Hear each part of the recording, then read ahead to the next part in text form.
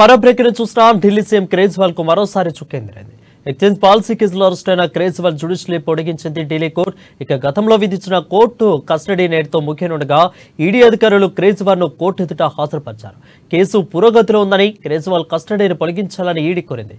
దీంతో కేజ్రీవాల్ కస్టడీని మే 20 తేదీ వరకు పొడిగిస్తూ తీర్పునిచ్చింది ప్రత్యేక కోర్టు.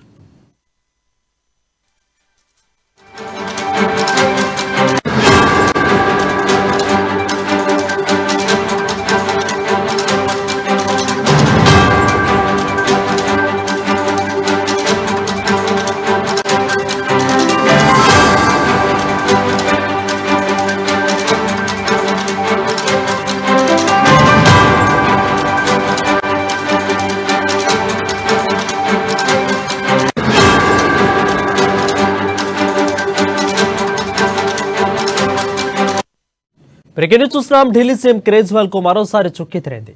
ఎక్స్చేంజ్ పాలసీ కేసులో అరెస్ట్ అయిన కేజ్రీవాల్ జ్యుడిషియల్ పొడిగించింది ఢిల్లీ కోర్టు. ఇక గతంలో విధించిన కస్టడీ నేటితో ముగియనుండగా ఈడీ అధికారులు కేజ్రీవాల్ కోర్టు ఎదుట హాజరుపరిచారు.